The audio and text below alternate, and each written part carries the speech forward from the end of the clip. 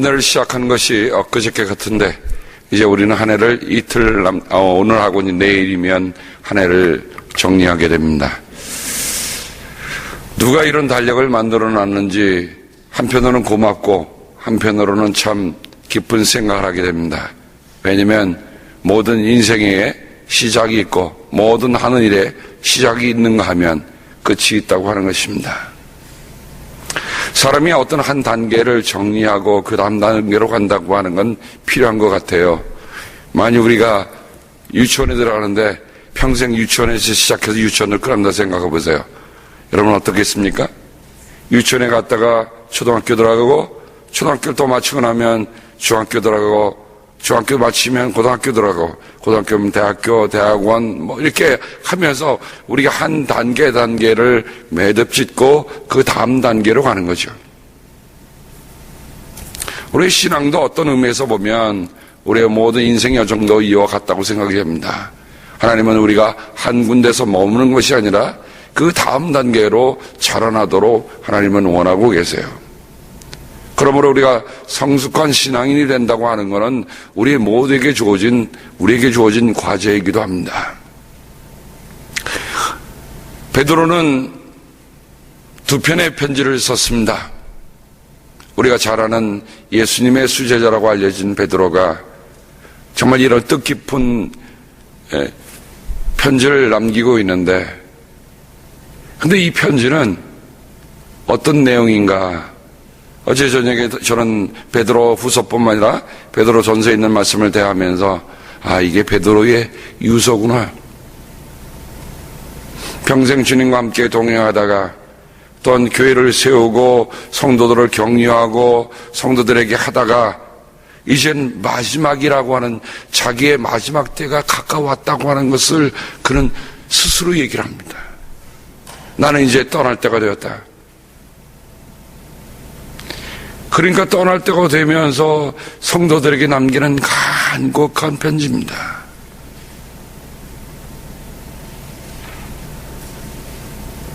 그런 마음으로 대하고 나니까 어제 말씀이 더 사무치게 들리더라고요. 여러분이 존경하고 여러분이 사랑하는 사람이 만일 이것은 내가 너에게 주는 마지막 편지다. 내가 이제 세상을 떠날 때가 얼마 남지 않았구나 라고 편지를 보내었다고 생각하십시다. 여러분 그 편지를 어떻게 하시겠습니까? 꼭꼭 접어서 품속에 넣어두겠습니까? 아니면 그 편지를 읽고 또 읽고 이분이 이제 나하고 지낼 시간이 얼마 남지 않았는데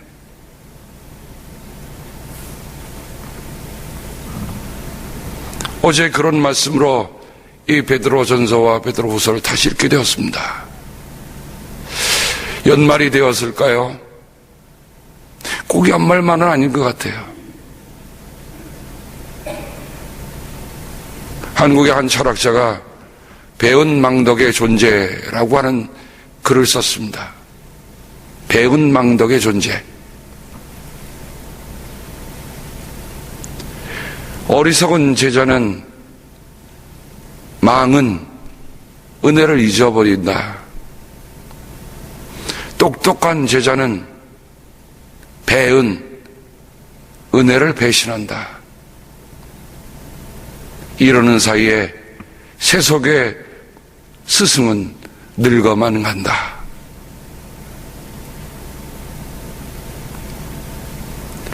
그걸 읽으면서 제가 스승님에게 어제 일일이 다 편지를 못 보내니까 저를 아끼고 사랑했던 재은사님, 장로님, 권사님들, 제가 한 곳에 첫 목회했던 그곳에 어제 아침에 일어나서 편지를 보냈습니다. 혹시 제가 그분들에게 배은이나 혹은 망은 하는 그런 존재가 아니기를 하는 마음에서이죠. 생각해보니 뭐가 그렇게 분주하다고 카드 하나 보내지 못한 제가 부끄럽더라고요. 그래서 글에다 그렇게 썼어요. 제가 카드 하나 못 보냈다고 배은이라 말해주지 마십시오. 망은이라 말해주지 마십시오.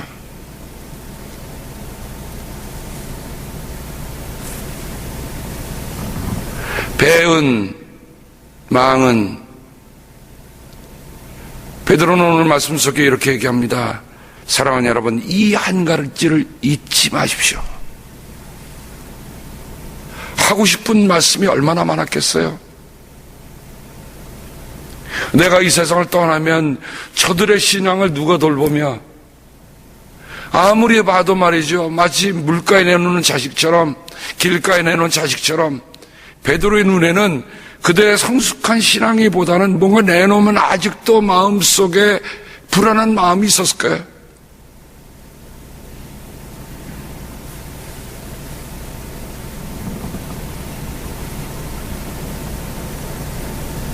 그래도 여러분,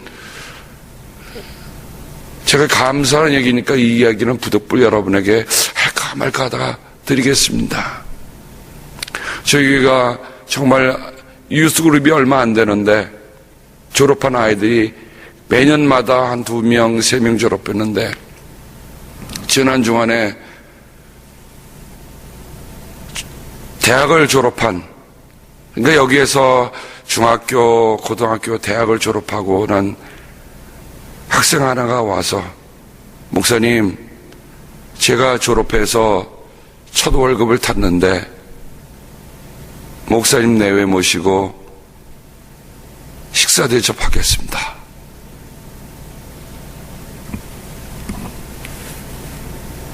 제가 이 교회 17년 동안에 있으면서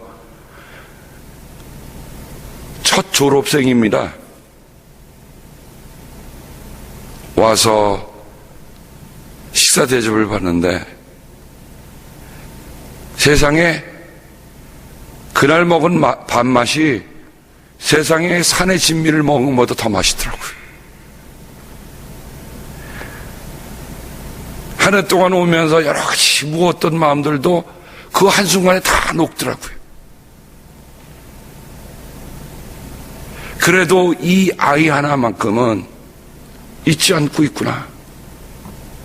이 아이는 은혜를 잊지 않고 있구나.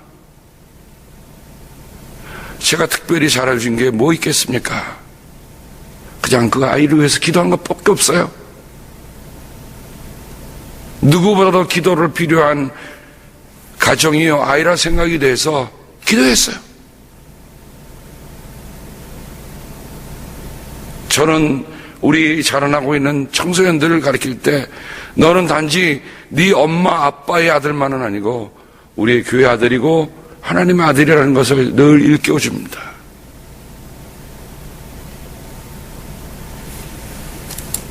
베드로의 마음이 그렇지 않겠습니까? 이 한 가지만은 잊지 말라. 잊지 말라고 하는 말의 뜻을 깊이 새겨보니까 참 이 말씀의 뜻이 마음에 와서 새겨지는 거예요.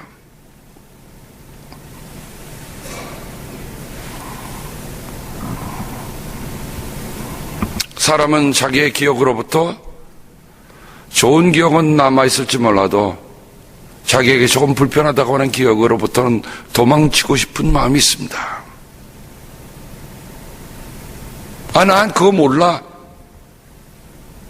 쉽게 잊어버리려고 하는 속성이 있습니다. 근데 베드로는 잊지 말라고 해요.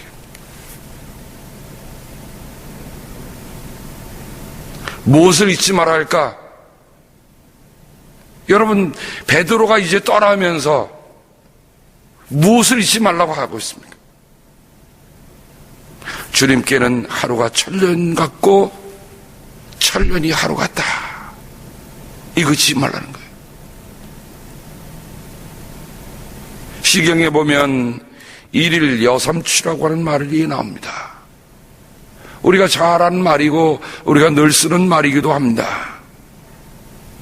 그 시를 보면, 그 시경을 보면 일일 여삼추로 끝나는 게 아니라 일일 불견 여삼월이요, 일일 불견 여삼추요, 일일 불견 여삼세라. 그 중에 가운데 많을 여삼처럼 말입니다. 그 말은 뭡니까? 하루라도 당신을 보지 않으면 그것이 석 달이 지난 것 같습니다. 하루라도 당신을 보지 않으면 3번의 가을이 지난 것 같습니다. 하루라도 당신을 보지 않으면 3년이 지난 것 같습니다. 여러분, 사람이, 한 여인이 정말 들에 나가서 일을 하다가 임을 그리는 그 이야기입니다. 사랑하는 사람에 대한 그리움이 일일 여삼월, 일일 여삼추, 일일 여삼세라고 말을 하는데, 과연 우리가 주님을 기다리고 우리가 주님 안에 대해서 정말 주님을 사모하는 마음이 정말 그거 같은가? 또 주일이야? 또 새벽 기도야? 이렇게 말을 하는 사람은 아무도 없을 거예요. 이 새벽에 달려오는 분은 또 아침이구나, 또 주일이구나. 우리가 하루를 3개월, 3번의 가을, 3년이라고 기다리는 한 여인의 얘기뿐만 아니라 우리 하나님이 어떻게 하신다고요? 하나님은 일일 여삼추도 아니고 일일 여삼세도 아니야. 천년을 하루같이. 일일 여삼, 일일 천년이에요, 천년.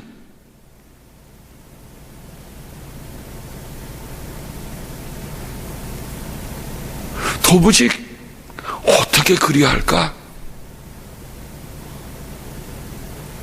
이 말씀의 뜻을 베드로가 전하면서 어떻게 성도들의 마음을 얘기할까? 우리는 어떤 일이 이루어질 때 그 일이 얼마 동안 우리가 기다리면서 해왔던가요? 여러분, 자식을 하나 키우는데도 몇 년 걸리던가요? 자식 키우는데 아마 좋게 못해도 30년 이상은 여러분들이 좋게 투자하고도 남을 거예요. 그러면 그러니까 1여 30년입니다. 30년 기다리면서 우리가 지겹다, 힘들다, 어렵다 그렇게 하고 오셨던가요?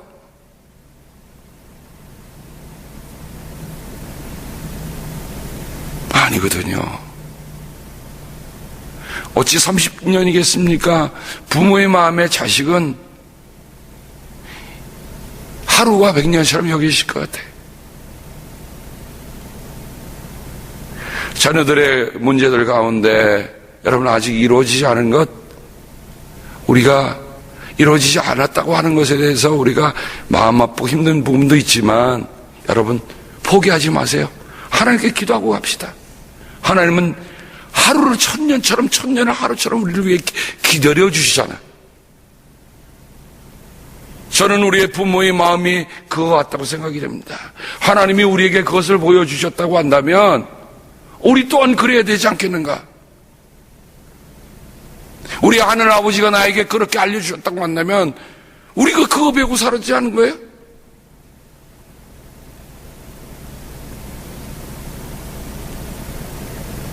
하나님의 기다림, 하나님의 참으심.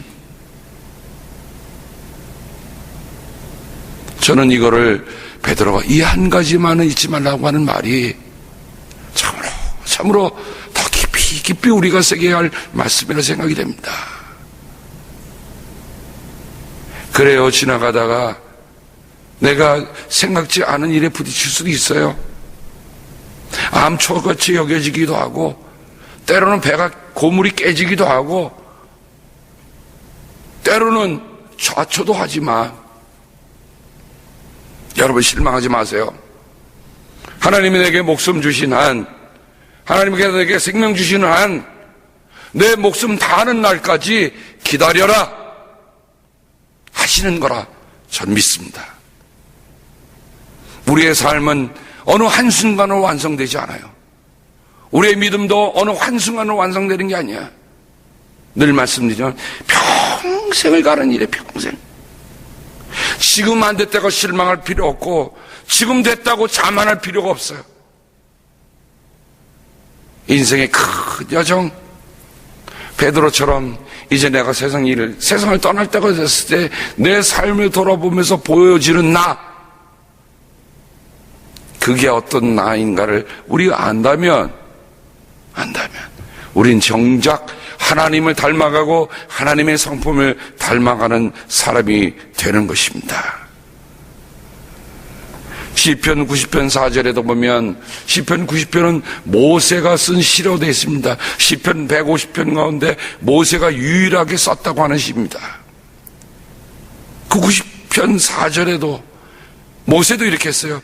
주님 앞에서는 천년도 지나간 어제와 같고 밤의 한순간도 같습니다. 시편 90편 4절. 그리고 그 시편이 끝나는 그 마지막 절에 가서 결론 나기 전에 모세가 하나님께 드렸던 간절한 간구는 뭡니까? 하나님, 우리의 날수를 헤아릴 수 있는 지혜를 주십시오. 만약 우리가 살아가는 날수를 헤아릴 수 있는 지혜가 있다면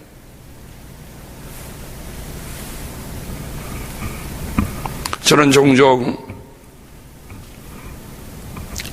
시한부 인생이라고 진단을 받는 분들과 함께 그분들의 마지막 여정을 함께하는 때가 있습니다.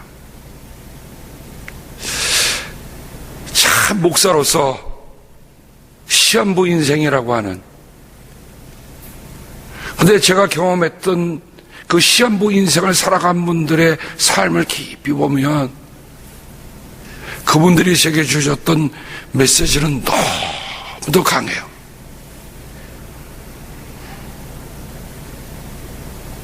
감사한 것은 그분들이 이 세상의 못다한 일 때문에 안타까워하고 어려워하지 않았다는 겁니다. 오히려 그 가운데, 그 어려운 가운데서도 그분은 정말 하나님을 붙잡는 신앙, 하나님께 드리는 기도, 이거로 마지막 삶을 살아가셨어요. 분명 육신의 생명의 불꽃은 꺼져가는데 그분들 안에 두셨던 영혼의 불꽃들은 더 활랄, 더 빛나게, 더 아름답게, 세상의 어떤 것과도 견줄 수 없는, 저는 어떤 위인전에서 그런 분들의 이야기를 찾아볼 수 없을 정도로, 세상이 말하는 위인전은 이렇게 살았다고 하지만 저는 하나님 안에서 빛나는 영혼들을 그분들을 통해서 보아왔습니다. 그래서 저도 그렇게 했어요. 하나님, 제 마지막도 바로 저분들과 함께 없어서, 얼마나 몸에 닥쳐오는 고통이 심한데도 불구하고 그분들을 원망하지 않았어요. 그분들은 힘들다 하면서도 하나님에 대한 그 소망을 끝까지 붙잡고 기도하면서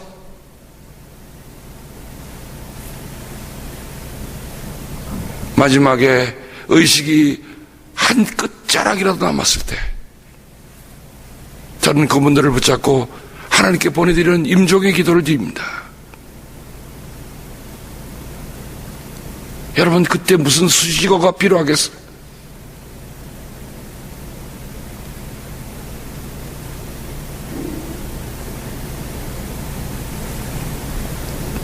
그러니 모세가 주님 앞에 선 바로 천년도 지나간 어제와 같다, 밤의 한순간과 똑같다고 하는 그 말씀을 베드로는 오늘 주님께서는 천년을 하루처럼, 하루를 천년처럼, 그 시간에 그 마음을 잊지 말라는 거예요.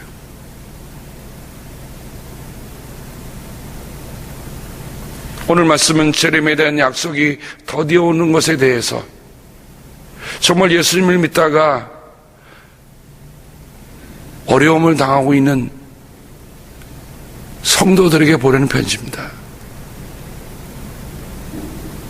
여러분, 우리는 지금 예수 믿는다고 해서 불이익 보는 거 하나도 없어요. 좀 내가 지나다가 마음이 불편하고 뭐다 하면 그냥 옆에 교회 가도 괜찮아. 그래도 괜찮아. 뭐 그렇게 한다고 뭐 경찰서에 와서 당신 집 불법을 해갔습니다 하고 무슨 뭐 채워갖고 어디 가는 것도 아니야.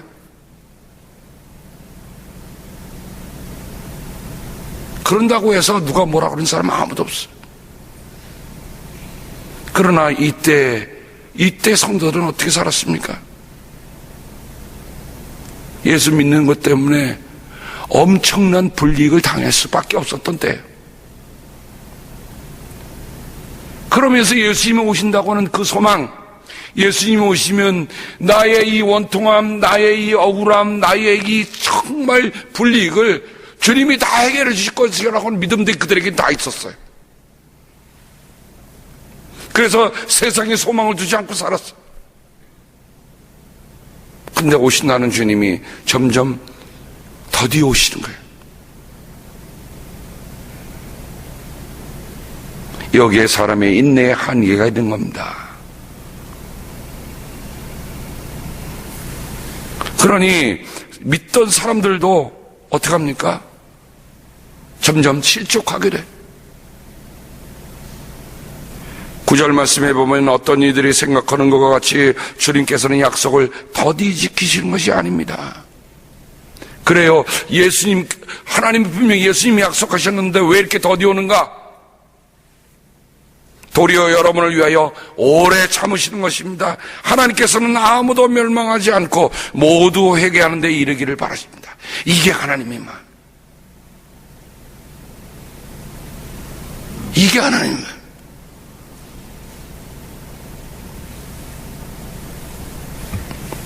에스겔서 18장 23절에 보니까 나 주 하나님의 말이다.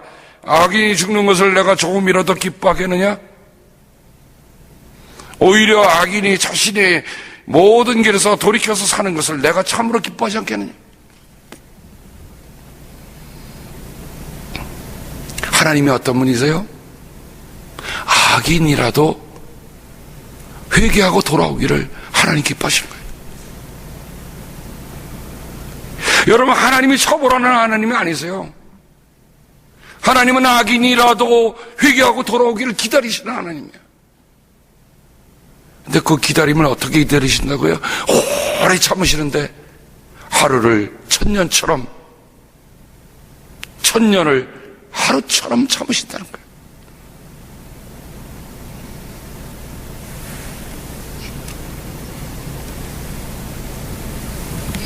에스겔서의 18장 이하에 나오면 이 말씀을 계속 얘기하세요. 죽을 죄를 지은 사람이라도 그가 죽는 것을 나는 절대로 기뻐하지 않는다. 그러므로 너희는 회개하고 살아라. 나 주 하나님의 말이다. 우리는 우리의 마음에 들지 않는 어떤 악한 사람들이 만약 됐다 그러면 저거 봐, 천벌을 받았지라고 얘기를 할 수 있습니다. 근데 하나님은 그렇게 말씀하지 않으세요. 나는 악인이라도, 나는 죄인이라도, 나는 악한 사람이라 할지라도, 그가 죽을 죄를 지은 사람이라 할지라도 그가 죽는 것은 나는 절대로 기뻐하지 않는다. 이게 하나님의 마음. 이게 하나님.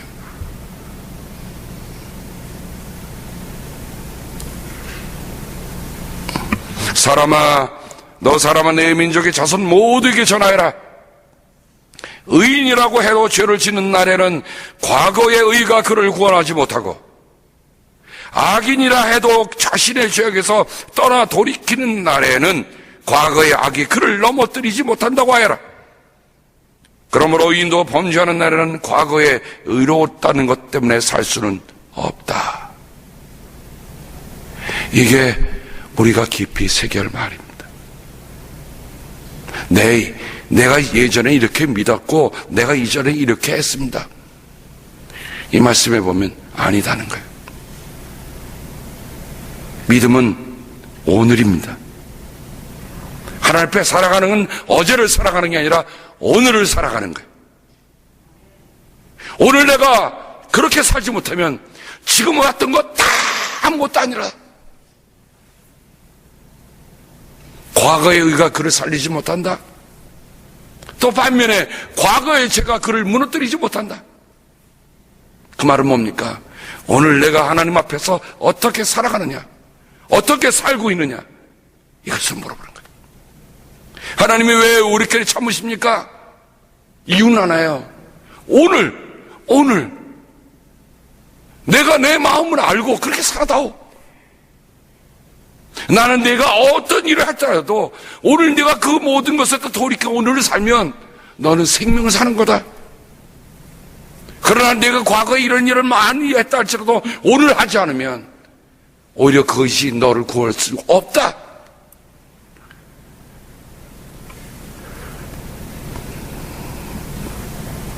그러니 저는 이 말씀을 대하면서 에스겔서와 함께 보면서 베드로가 이런 얘기를 할 텐데 11절로 갑니다.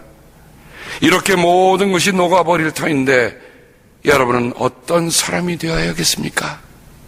여러분은 어떠한 사람이 되어야겠습니까?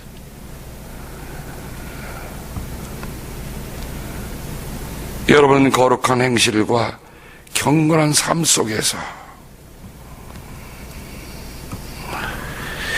그날이 하나님의 날이 오기를 기다리고 그날을 앞당기도록 하여야 하지 않겠습니까? 여기에 보면 거룩한 행실과 경건한 삶 속에서 그날을 앞당겨라. 여러분, 하나님 나라를 우리가 어떻게 앞당기겠습니까? 생각해 보니까 방법 하나밖에 없어. 우리가 달려가는 것밖에 없어. 어떻게 달려가라고요? 거룩한 행실. 여기 행실이라는 말은 우리의 생활 방식을 얘기합니다. 생활 양식을 얘기합니다. Way of life. 우리의 삶이 거룩하다라고 하는 것은 구별된다는 거예요. 세상에 살아가는 사람처럼 똑같이 살아가는 삶의 방식이 아니야. 다른 삶의 방식이 있다. 그게 뭐냐? 하나님이 구별해 놓으신 구별된 삶의 방식을 따라 우리가 살아가는 거예요.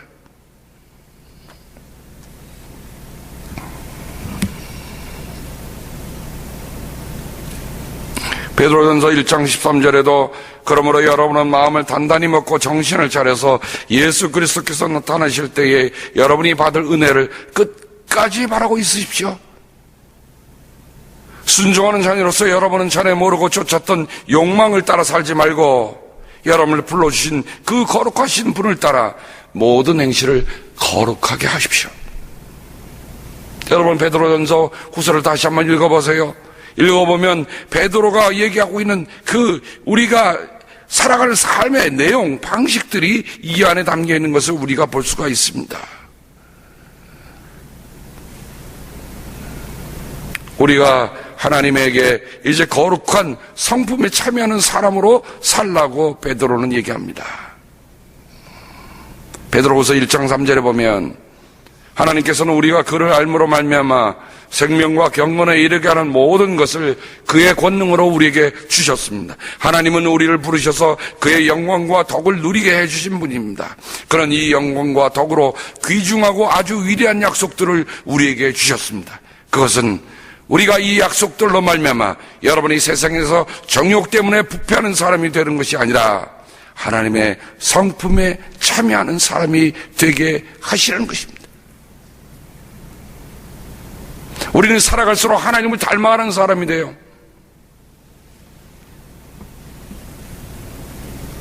그러므로 여러분은 열성을 다하여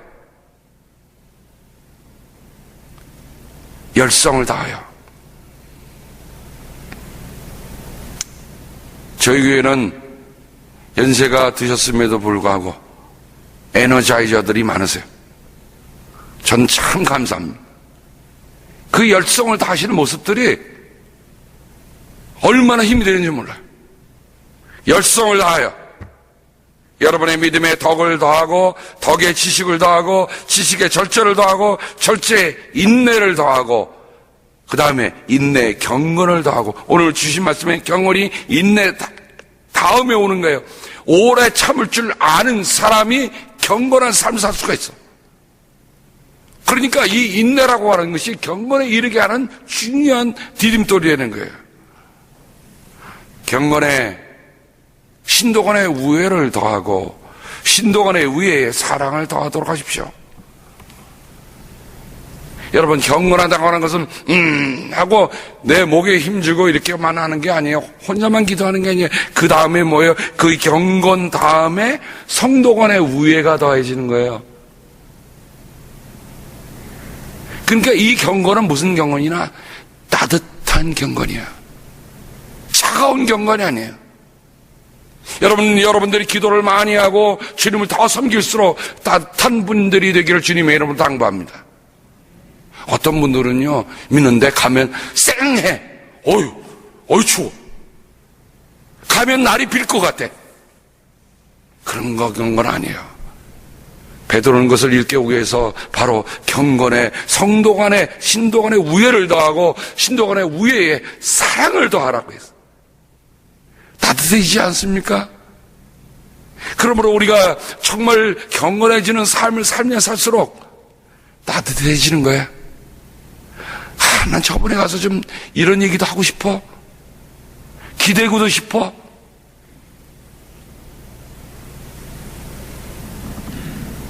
제가 단어 쓰는 가운데 좀 세상 말입니다만 어떤 분들은요, 까칠한 분들이 있어. 그러면 어떻게 하겠어요?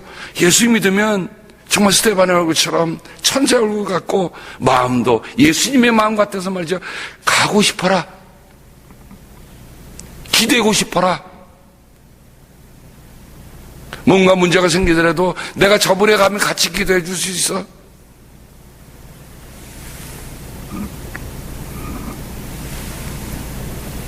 어저께 타주로부터 제가 아는 목사님이 전화를 주셨어요. 목사님이 요즘 연말에서 많이 힘들지요? 목사님, 힘들어도 우리 목회자가 그런 힘든 거 다 넘어가고 있지 않습니까? 내가 여기서 기도하고 있습니다. 목사님 요즘 새벽에 소리내서 기도하신다면서요? 아니, 어떻게 거기까지 다 전해졌는지 모르겠어요. 예, 저도 소리내서, 목사님, 나도 소리내서 기도할 테니 목사님 힘내고 기도하라고. 어저께 그 전화를 주시는데 그렇게 감사할 수가 없어. 따뜻한 거예요. 제가 당분간은 이 앞에서 그냥 소리내면서 기도하겠습니다. 저도 기도할 일이 이 연말 연시에 있어서 혹시 여러분에게 개인적으로 가서 기도하지 못하더라도 혹시 목사가 마음이 변했나 그렇게 생각하지 말아주시기 바랍니다. 제가 앞에서 기도할게요. 기도할 테니까 여러분도 위에서 기도해 주시고,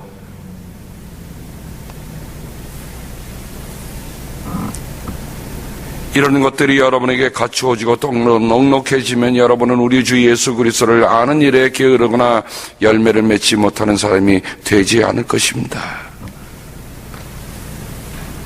베드로후서 다시 한번 베드로전서 다시 읽었으면 좋겠어요. 눈물로 쓴 편지.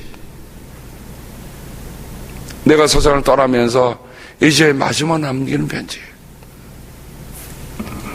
여러분들이 만약 여러분들의 자녀를 위해서 지금 남길 말이 딱 시간이 한정되어 있다면 무엇을 남길 것인가? 한 해가 가기 전에 여러분의 자녀들에게 부모의 마음을 전할 수 있는 편지 한 장 남기시는 것도 의미 있는 일이라 생각이 됩니다. 근데 너무 꾸짖지 마시고요. 이렇게 하세요. 내가 보니 내가 많이 힘들구나. 내가 열심히 해보려고도 안 되는 게 많지. 그래, 엄마 아빠도 세상 살다 보니까 안 되는 것들이 되는 것보다 더 많더라.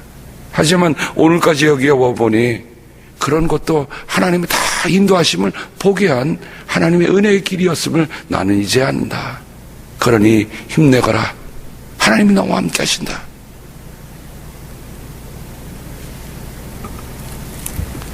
정말 여러분들의 그런 마음이 담긴 그 글 하나를 자식들에게 남겨줘서 보낸다고 한다면 그 자식들은 그 편지를 보고 우리가 떠난 이후에라도 그 편지가 그들을 이끄는 힘을 주는 힘이 될 것입니다. 베드로전서, 베드로후서가 우리에게 그렇게 힘을 주던 말입니다. 하루 남았습니다. 우리의 삶을 다시 한번 깊이 정리해 보면서 베드로가 정리하는 마음으로 보냈던 그 편지처럼 우리의 삶이 그리스도의 편지가 되기를 주님의 이름으로 축복합니다. 기도하겠습니다. 하나님, 하나님의 책에는 유언들이 많이 담겨 있는 것을 보게 됩니다. 모세가 그랬고 다윗이 그랬습니다. 바울이 그랬고 베드로가 그렇습니다. 하나님 아버지, 그 마지막 편지들이 오늘 우리들에게 얼마나 큰 간곡한 당부를 남겨주는지요. 주님, 오늘 우리도 또한 이제 그런 마음으로 마지막 편지를 남기고자 합니다. 하나님 함께하여 주시고 바라는 것은 우리의 삶이 그리스도의 마지막 편지가 되게 도와주시옵소서. 주님께서 복을 주시고 지켜주시며 밝은 얼굴로 대해주시며 은혜를 베풀어 주시고 주님께서 고이 보셔서 평화 주시기를 성부와 성자와 성령의 이름 받도록 간절히 축복하며 기도합니다. 아멘.